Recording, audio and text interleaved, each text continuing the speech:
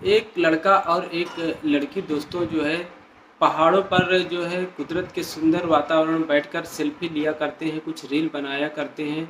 यानी दोनों एक दूसरे में बात करने में व्यस्त होते हैं और जो है चारों तरफ पहाड़ होता है और घनी यानी सुंदर वादियाँ होती हैं, जंगलनुमा इलाका होता है।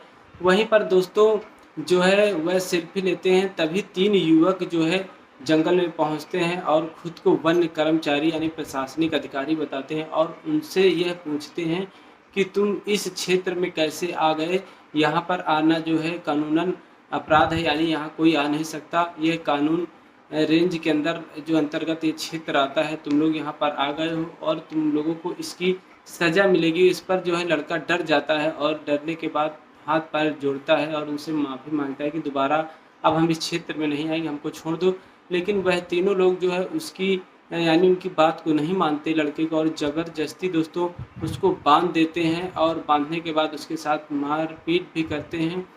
हद तो तब हो जाती है दोस्तों कि जब उस लड़की के साथ भी वह लोग मिलकर तीनों यानी अधिकारी जो अपने को बताते हैं इतना घृणित कार्य करते हैं कि जब यह खबर सोशल मीडिया के माध्यम से लोगों तक जब पहुंचती है तो इस का यानी घृणित कार्य को सुनकर लोग बहुत अचंभित हो जाते हैं कि क्या हमारे और आपके बीच यानी समाज के बीच कुछ ऐसे भी भेड़िया घूमते हैं जो यानी कोई कितना भी उनसे मन्नत मांगे, कितना भी गिड़गिड़ाए, लेकिन उस पर रहम नहीं करते। ऐसी ही दोस्तों ये घटना है। आइए इस वीडियो के माध्यम से दोस्तों इस पूरी घटना को समझते हैं। नमस्कार दोस्तों, कहानी की यात्रा 25 चैनल में आप सभी लोगों का स्वागत है। दोस्तों आज हम आपको जो कहानी सुनाने जा रहे हैं दोस्तों, यह कहानी जो है उत्तर प्रदेश के चित्रकूट जिला की है। यानी उत्तर प्रदेश का एक जिला लगता है चित्रकूट और चित्रकूट का एक थाना क्षेत्र होता है दोस्तों रामघाट। रामघाट का रहने वाला एक लड़का होता है जो 9वीं क्लास में पढ़ा करता है और वह जो है इंस्टाग्राम वगैरह यानी चलाता था। और जो है मध्य प्रदेश का एक ज़िला लगता है सतना। सतना की रहने वाली लड़की होती है जो दोस्तों वो भी इंस्टाग्राम चलाती थी। वह जो है 10वीं क्लास में पढ़ती थी और जो ये लड़का होता है ये 9वीं क्लास में पढ़ रहा होता है। दोनों दोस्तों इंस्टाग्राम चलाते थे। दोनों की मुलाकात सोशल मीडिया के प्लेटफॉर्म पे होती है और प्लेटफॉर्म पर मुलाकात होने के बाद दोनों सोशल मीडिया के माध्यम से एक्टिविटी के साथ दोनों एक दूसरे से मिलते हैं। मिलने के बाद दोस्तों यानी ऐसे नहीं मिलते, सोशल मीडिया पर ही एक दूसरे को मैसेज करते थे, हाय हेलो। उसके बाद उन दोनों की दोस्ती हो जाती है और दोस्ती को दोस्तों पूरे 1 साल हो जाते हैं, लेकिन वह कभी आपस में मिले नहीं होते। इधर दोस्तों जब जो 1 साल बीतता है तो लड़की जो है 9वीं क्लास पढ़ के जो है सॉरी दोस्तों, लड़का जो होता है 9वीं क्लास पढ़ के 10वीं में जाता और लड़की 10वीं क्लास पढ़ के 11वीं में चली जाती है। वह राजस्थान के कोटा ज़िले में दोस्तों अपने पिता से कहती है नेट की तैयारी के लिए वहाँ पर चली जाती है। अब लड़की दोस्तों उधर नेट की तैयारी करती रहती है और सोशल मीडिया के माध्यम से इस लड़के से यानी जो चित्रकूट का रहने वाला लड़का होता है इसके साथ सोशल मीडिया के माध्यम से जुड़ी हुई होती है।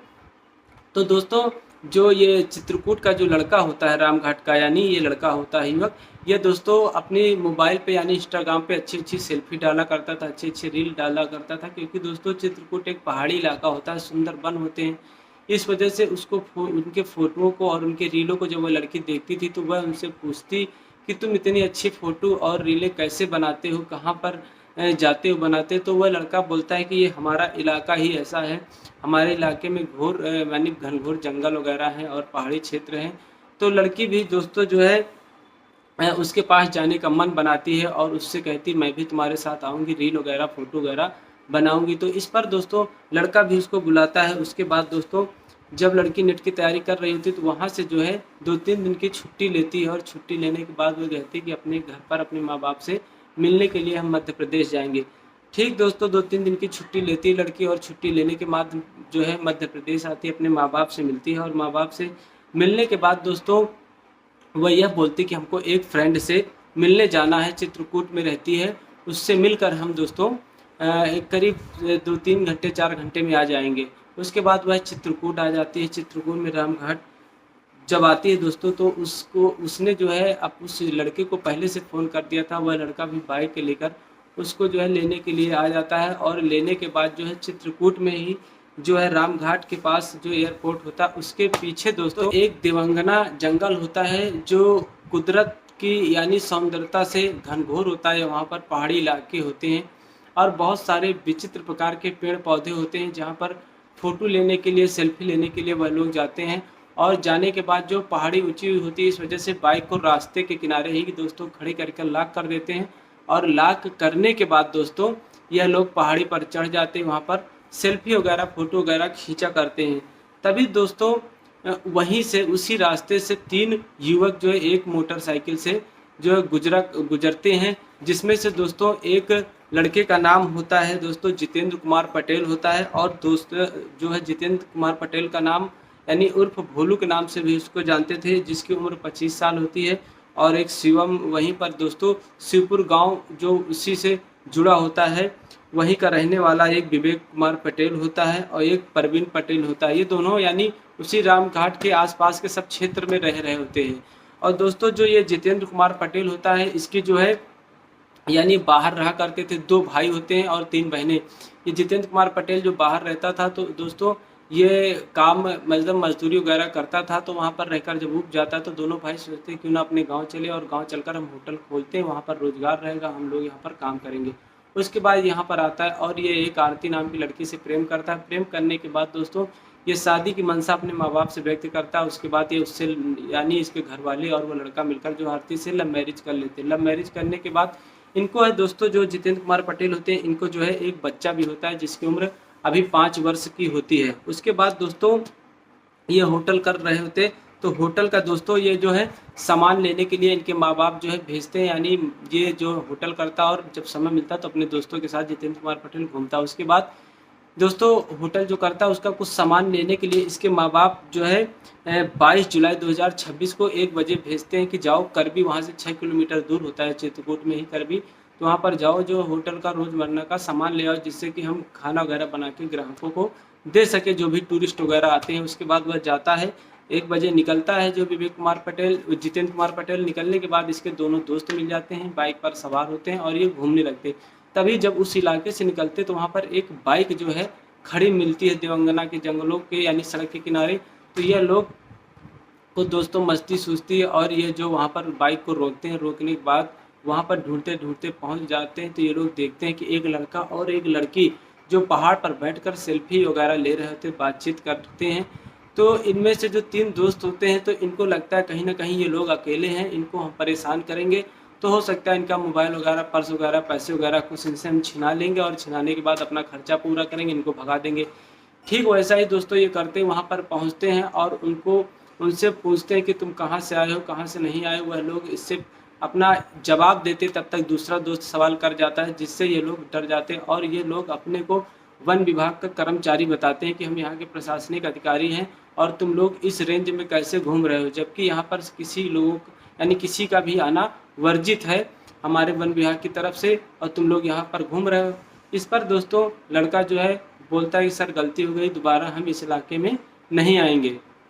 लेकिन वह लोग बोलते हैं तुम यहाँ पर आए हो और तुमको इसकी सज़ा मिलेगी। उसके बाद दोस्तों वो तीनों युवक क्या करते हैं, जो वो लड़का होता है उसको जो है उठाकर पहले जो है मारते-पीटते हैं, यानी उस सवाल का जवाब देने के प्रयास करता है तो पहले उसके जो है कंटाप मारते हैं यानी गाल पर। उसके बाद दोस्तों उसको पकड़कर जो है पेड़ से बाँध देते हैं एक गमछे के सहारे। बाँधने के बाद दोस्तों उसको बेल्ट से भी बहुत मारते-पीटते हैं। उसके बाद दोस्तों ये तीनों मिलकर उस लड़की के साथ जो है घिनौना कृत्य करते हैं, यानी रेप करते हैं, बलात्कार को अंजाम देते हैं।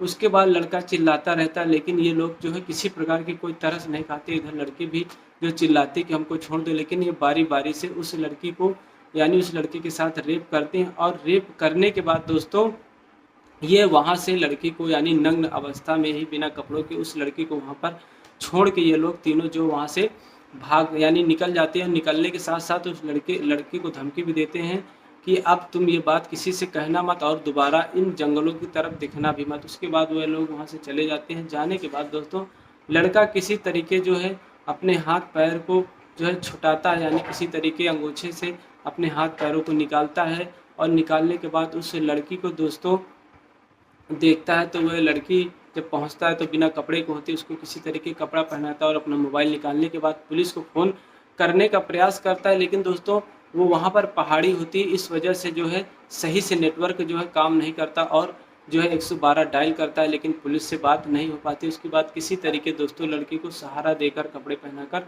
वह पहाड़ी के नीचे अपनी बाइक के पास आता है। उसके बाद फिर से पुलिस को जो संपर्क करने का प्रयास करता है, 112 मोबाइल से डायल करता है। इस बार दोस्तों पीआरबी का नंबर यानी 112 जो है पुलिस से जो है फ़ोन लग जाता है और पुलिस से बात होती है। बात होने के बाद वह पुलिस को सारी कहानी बताता है। बताने के बाद पुलिस भी दोस्तों तुरंत हरकत में आती है और मौके पर रामघाट के यानी देवंगना उन जंगलों में पहुंचती है। और पहुंचने के बाद दोस्तों उसके बाद इसकी सूचना जो है सचो यानी थाना के जो प्रशासनिक अधिकारी होते हैं वो भी पहुंचते हैं। उसके बाद पहुंचने के बाद दोस्तों उन लड़का और लड़की को तुरंत जो है मेडिकल उपचार के लिए अस्पताल ले जाते हैं। अस्पताल जब दोस्तों ले जाते हैं तो इसकी सूचना धीरे से जो है वहाँ पर पत्रकार जो होते हैं उनको भी मिल जाती है, यानी सोशल मीडिया के माध्यम से इस खबर को पत्रकार लोग भी जो है उठा देते। उठाने के बाद फिर दोस्तों डीआईजी, एसपी यानी सभी आला कर्मचारी अधिकारी वहाँ पर बारी बारी से सब पहुँचते हैं और देखते ही देखते ये खबर बहुत तेज़ी के साथ नेट पर वायरल हो जाती है। अब जब ये खबर दोस्तों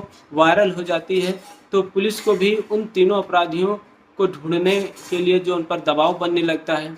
लेकिन दोस्तों यहाँ पर सवाल पुलिस के सामने ये आ जाता है कि वहाँ पर कोई सीसीटीवी आसपास कैमरा नहीं होता और पुलिस के सामने यह चुनौती हो जाती है कि किसी प्रकार बहुत सारी मिट्टी हो और उस मिट्टी के ढेर में अगर एक सुई गिर जाए तो उसको ढूंढने का सामान जो है हो, मतलब जिस प्रकार मिट्टी में हम आप सुई ढूंढने का प्रयास करेंगे और सुई नहीं मिलेगी, वही हाल सेम पुलिस का भी होता है दोस्तों। उसके बाद अब इधर एसपी, डीआईजी सब जो है मिलकर जो है दोस्तों कम से कम 5 से 6 टीमों का गठन किया जाता है और कहा जाता है किसी भी प्रकार दोस्तों हो सके तो उन जो है तीनों यानी अपराधी होते हैं उनको ढूंढने का प्रयास किया जाए, उनको पकड़ा जाए भी किसी भी तरीके। उसके बाद अब दोस्तों टीमों का गठन होता है, टीमें चारों तरफ जो है उनको ढूंढने का प्रयास कर देती हैं। अब दोस्तों वहाँ से जो भी 1 किलोमीटर 2 किलोमीटर दूर जो है कैमरे यानी सीसीटीवी कैमरे होते हैं, किसी की दुकान, किसी की होटल पे, उन सब कैमरों को खंगालना शुरू हो गया। आसपास की जो भी यानी उस जंगल से निकलने के बाद 501 किलोमीटर के दायरे में चाय परचून जो भी दुकान होती है, सारे मोबाइल सर्विलांस पे लगा दिए जाते हैं। सबके हर किसी के मोबाइल सर्विलांस पे लगाने के बाद हर नंबरों पर नज़र रखी जाने लगी। उसके बाद भी दोस्तों इन लोगों को कोई क्लू नहीं मिलता। उसके बाद यहाँ से करीब 2 किलोमीटर दूर एक सीसीटीवी फुटेज होता है, यानी वहाँ पर चेक किया जाता है दोस्तों। वहाँ पर 3 युवक जो है मोटरसाइकिल से निकलते हुए दिखते हैं। इधर जो है लड़की होश में भी आती है और होश में आने के बाद लड़की और लड़के काफ़ी डरे हुए होते हैं। तो उसके बाद पुलिस भी उन लोगों को जो है गले लगाती है और गले लगाने के बाद यानी पुलिस से भरोसा दिलाती है कि हम तुम्हारे साथ हैं, किसी प्रकार की कोई तुमको दिक्कत परेशानी नहीं होगी, तुम अब बताओ तुम्हारे साथ हुआ क्या है पूरा सही। उसके बाद लड़का और लड़की पूरे सही बयान देते हैं। बयान देने के बाद उन्हीं के अनुसार जिस प्रकार उनका चेहरा, बाल, दाढ़ी सब बताती है, हाव भाव और बात करने की स्थिति, उसी प्रकार जो है लड़कों का स्केच तैयार किया जाता है। स्केच तैयार करने के बाद चारों तरफ चिपका दिया जाता है। उसके बाद पुलिस उन तीनों के ऊपर 25,000 का इनाम रखती है। एक दिन यानी दोस्तों बीतने के बाद जब नहीं मिलते तो उस इनाम को बढ़ाकर 50,000 उन तीनों के ऊपर कर दिया जाता है। उसके बाद इधर पुलिस को जो 3 सीसीटीवी के माध्यम से जो बाइक सवार मिलते हैं, वही बाइक सवार यानी उस फोटो को निकाल कर जो उन लड़की को जब दिखाया जाता है, जब उनसे पूछा जाता है उस लड़के और लड़की से, तो दोस्तों वो तीनों उसको पहचान लेते, बोलते हैं हाँ यही तीनों यानी लड़के थे, इन्हीं लोगों ने हमको मारा और इनके साथ इतनी गलत तरीके से, हैवानियत तरीके से इनका बलात्कार किया। अब दोस्तों जब पुलिस को ये बात पता चलती है तो इस वीडियो को चारों तरफ पुलिस वायरल करती है और वायरल करने के बाद उनकी तलाश जारी हो जाती है। अब दोस्तों तलाश जब जारी कर दी जाती है तो पता चलता है दोस्तों कि शिवरामपुर का एक थाना क्षेत्र होता है कल्ला गांव के रहने ही वाले दोस्तों जितेंद्र कुमार पटेल होते हैं और इन्हीं का दोस्त जो होता है दोस्तों वहीं पर उसी से जुड़ा गांव एक शिवरामपुर गांव होता है जो बगल में ही 2-3 किलोमीटर के दायरे में होता है। वहाँ के रहने वाले विवेक कुमार पटेल होते हैं और कल्ला का ही रहने वाला एक परवीन पटेल होता है। ये तीनों दोस्त होते हैं। जब भी जितेंद्र कुमार पटेल अपने होटल से फुर्सत पाता इन तीनों दोस्तों के साथ घूमता था।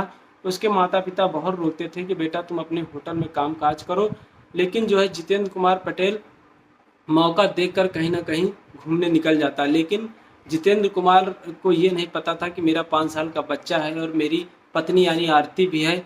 अगर हम ऐसा घिनौना कृत्य करेंगे तो हमारा 5 साल का बेटा और हमारी पत्नी कैसे रहेगी। यह शायद भूल कर ये मौज मस्ती में इतना जो है मतलब सब कुछ भूल जाता है और उस लड़की के साथ ये तीनों मिलकर इतना घिनौना कृत्य करते हैं। उसके बाद दोस्तों पुलिस इन तीनों को जब पकड़ती है, जितेंद्र कुमार पटेल को, और जब इनसे पूछताछ करती है तो ये अपने दोनों दोस्तों के बारे में बताते हैं। उसके बाद दोस्तों पुलिस रात तक दबिश देके इन दोनों दोस्तों को यानी तीनों को पकड़ लेती है और जब कड़ाई से पूछताछ करती है तो ये सारा सच सब कुछ उगल देते हैं। उसके बाद पुलिस दोस्तों और भी कुछ जांच इन पर यानी अभी कर रही है। उसके बाद पुलिस का कहना है जल्द से जल्द सारी जांच पूरी करके जो है इनको जो है अदालत में पेश करके चार्जशीट जल्द से जल्द दाखिल किया जाएगा, जिससे जो है प्रशासन इनको कड़ी से कड़ी सज़ा दिलवा सके। ऐसा घिनौना कृत्य दोबारा ये लोग किसी के साथ न कर सके और समाज में एक संदेश जाए कि कम से कम कहीं पर सुनसान जगह में कोई किसी को पाकर इस तरीके लूटपाट और इस तरीके का घिनौना कृत्य न करते। दोस्तों वो दोनों जो है कम से कम अपना बैठकर सेल्फी ले रहे थे, किसी को कोई परेशान नहीं, लेकिन इन लोगों ने उस लड़की के जीवन को दोस्तों बर्बाद कर दिया। उसके जीवन पर ऐसा कलंक लगाया कि शायद कहावत है दोस्तों कि जब किसी इंसान पर कलंक लग जाता है तो वो मरते दम तक ख़त्म नहीं होता। जिस प्रकार दोस्तों कि एक काजल अगर कहीं लग जाए तो उसको धो लिया जाता है, वो ख़त्म हो जाएगा। अगर कलंक लग जाए तो शायद ये मरते दम तक साथ नहीं छोड़ता। आज की कहानी में बस इतना ही दोस्तों, धन्यवाद।